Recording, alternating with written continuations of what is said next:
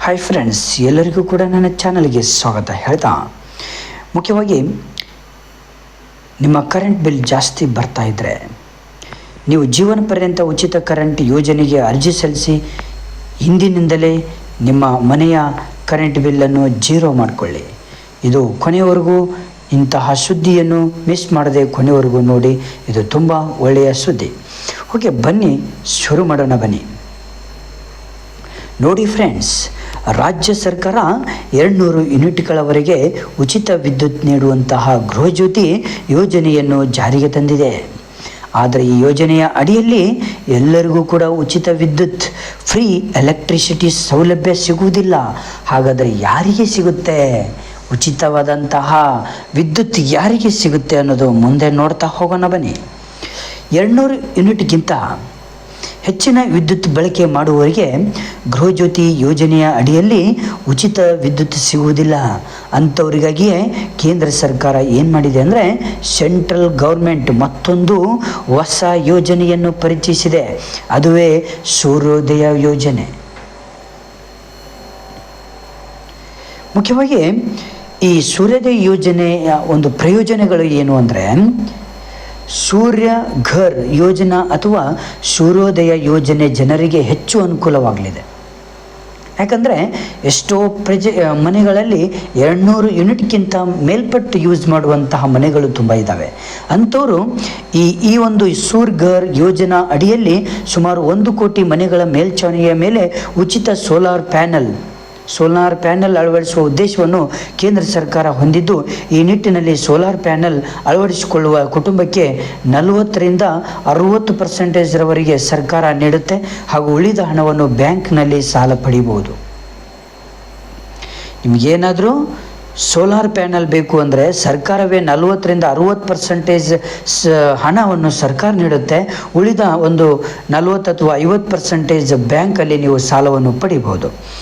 ಇದು ಒಂದು ಏನಾದರೂ ಸೋಲಾರ್ ಪ್ಯಾನೆಲ್ ನಿಮ್ಮ ಮನೆ ಚಾವಲಿ ಮೇಲೆ ಹಾಕಿಬಿಟ್ರೆ ನಿಮಗೆ ಕರೆಂಟ್ ಏನಾಗುತ್ತೆ ಅಂದರೆ ಫುಲ್ ಫ್ರೀ ಆಗುತ್ತೆ. ಸುಮಾರು 25 ವರ್ಷಗಳವರೆಗೆ ಸೋಲಾರ್ ಪ್ಯಾನೆಲ್ ಉಪಯೋಗಕ್ಕೆ ಬರಲಿದ್ದು, ಸೋಲಾರ್ ಪ್ಯಾನೆಲ್ ಅಳವಡಿಕೆಗೆ ತೆಗೆದುಕೊಂಡ ಒಂದು ಸಾಲ 5ರಿಂದ 6 ವರ್ಷಗಳಲ್ಲಿ ನೀವು ತೀರಿಸಬಹುದು. ಹಾಗೂ ಉಳಿದ 20 ವರ್ಷಗಳ ಒಂದು ಸುದೀರ್ಘ ಸಮಯ 300 ಯೂನಿಟ್ಗಳವರೆಗೂ ಉಚಿತ ವಿದ್ಯುತ್ ಬಳಸಿಕೊಳ್ಳಬಹುದು. ಅಷ್ಟೇ ಅಲ್ಲದೆ 15,000 ರೂಪಾಯಿಗಳನ್ನು ವಿದ್ಯುತ್ ಮಾರಾಟದಿಂದಲೇ ಪ್ರತಿ ತಿಂಗಳು ನೀವು ಪಡಿಬಹುದು. ಇದು ತುಂಬ ಅಂದರೆ ತುಂಬ ಇಂಪಾರ್ಟೆಂಟ್ ವಿಡಿಯೋ. ಪ್ರತಿಯೊಬ್ಬರೂ ಕೂಡ ಇದನ್ನು ಮಾಡಲೇಬೇಕಾದಂತಹ ಒಂದು ಕೆಲಸ. ಎಲ್ಲ ನಿಮ್ಮ ಫ್ರೆಂಡ್ಸಿಗೂ ಕೂಡ ನೀವು ಶೇರ್ ಮಾಡೋದನ್ನು ಮಾತ್ರ ಮರಲಿಕ್ಕೆ ಹೋಗಬೇಡಿ. ನೋಡಿ, ಸರ್ಕಾರದಿಂದ ಎಷ್ಟು ಸಬ್ಸಿಡಿ ಸಿಗುತ್ತೆ ಅಂದರೆ, ಈ ಮನೆಯ ಮೇಲ್ಛಾವಣಿಯ ಮೇಲೆ ಸೋಲಾರ್ ಪ್ಯಾನೆಲ್ ಅಳವಡಿಸಲು ಕನಿಷ್ಠ 10 ಚದರ ಮೀಟರ್ ಜಾಗ ನಿಮಗೆ ಬೇಕಾಗುತ್ತೆ. 1 ಕಿಲೋವ್ಯಾಟ್ ಸೋಲಾರ್ ಪ್ಯಾನೆಲ್ ಅಳವಡಿಕೆಗೆ 40% ಸಬ್ಸಿಡಿ ಪಡೆಯಬಹುದು.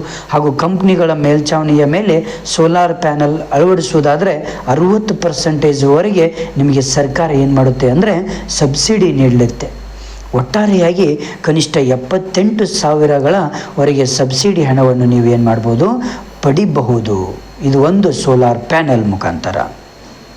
ಇನ್ನು ಕೇಂದ್ರ ಸರ್ಕಾರವೇ ಆಲ್ರೆಡಿ ಸೂಚಿಸಿಬಿಟ್ಟಿದೆ, ಕಂಪ್ನಿಯ ಮೂಲಕ ನೀವು ಸೋಲಾರ್ ಪ್ಯಾನೆಲ್ ಅಳವಡಿಸಿಕೊಳ್ಳಬಹುದು. ಹಾಗೂ ಈ ಯೂನಿಟ್ನಲ್ಲಿ ಏನೇ ಸಮಸ್ಯೆ ಬಂದರೂ ಕೂಡ ಅವರೇ ಬಂದು ಉಚಿತವಾಗಿ ಸರಿ ಮಾಡಿ ಕೊಡ್ತಾರೆ. ಹಾಗಾದರೆ ಸೋಲಾರ್ ಪ್ಯಾನೆಲ್ ಅಳವಡಿಸಿಕೊಳ್ಳಲು ಎಲ್ಲಿ ಅರ್ಜಿ ಸಲ್ಲಿಸಬೇಕು ಎನ್ನುವ ಪ್ರಶ್ನೆ ನಿಮ್ಮಲ್ಲಿ ಮೂಡಿರಬಹುದು. ಉತ್ತರ ಮುಂದೆ ಕೊಡ್ತಾ ಇದ್ದೇನೆ, ಬನ್ನಿ. ಅಂಚೆ ಕಚೇರಿಯಲ್ಲಿ ಸೋಲಾರ್ ಪ್ಯಾನೆಲ್ ಅಳವಡಿಕೆಗೆ ಅರ್ಜಿ ಸಲ್ಲಿಸಿ. ಇಲ್ಲಿ ಕೇಂದ್ರ ಸರ್ಕಾರ ಅಧಿಕೃತ ವೆಬ್ಸೈಟ್ ಒಂದನ್ನು ಬಿಟ್ಟಿದೆ. ಇದು ವೆಬ್ಸೈಟ್, ಇದು ನಿಮ್ಮ ಒಂದು ಸೋಲಾರ್ ಪ್ಯಾನೆಲನ್ನು ಪಡಿಬೇಕಂದ್ರೆ ಅರ್ಜಿ ಸಲ್ಲಿಸುವಂಥ ಒಂದು ವೆಬ್ಸೈಟ್. ಇಲ್ಲಿ ಮುಖ್ಯವಾಗಿ ನೋಡಿ, ಅರ್ಜಿ ಸಲ್ಲಿಸಬಹುದು. ಆದರೆ ಎಷ್ಟೋ ಬಾರಿ ತಾಂತ್ರಿಕ ಸಮಸ್ಯೆಗಳಿಂದ ಆನ್ಲೈನಲ್ಲಿ ಅರ್ಜಿ ಸಲ್ಲಿಸಲು ಆಗದೇ ಇರಬಹುದು. ಅಂಥ ಸಂದರ್ಭದಲ್ಲಿ ನೀವು ಹತ್ತಿರದ ಅಂಚೆ ಕಚೇರಿಗೆ ಹೋಗಿ ಸೂರ್ಯೋದಯ ಯೋಜನೆಗೆ ಅರ್ಜಿ ನೀವು ಸಲ್ಲಿಸಬಹುದು. ಮೇನ್ ಇಂಪಾರ್ಟೆಂಟ್ ಇದು. ನಿಮ್ಮ ಒಂದು ಸೋಲಾರ್ ಪ್ಯಾನೆಲ್ ಉಚಿತ ವಿದ್ಯುತ್ತನ್ನು ಪಡೆದುಕೊಳ್ಳಲಿಕ್ಕೆ ಈ ಯೋಜನೆಯನ್ನು ನೀವು ಸದುಪಯೋಗಪಡಿಸ್ಕೊಳ್ತಾ ಇಲ್ಲಿ ನಿಮಗೆ ಒಂದು ಮಾಹಿತಿಯನ್ನು ಕೊಟ್ಟಂಥ ಈ ಚಾನಲ್ಗೆ ಸಬ್ಸ್ಕ್ರೈಬ್ ಮಾಡಿ. ನಿಮ್ಮ ಫ್ರೆಂಡ್ಸಿಗೆ ಶೇರ್ ಮಾಡೋದನ್ನು ಮಾತ್ರ ಮಾಡಲಿಕ್ಕೆ ಹೋಗಬೇಡಿ.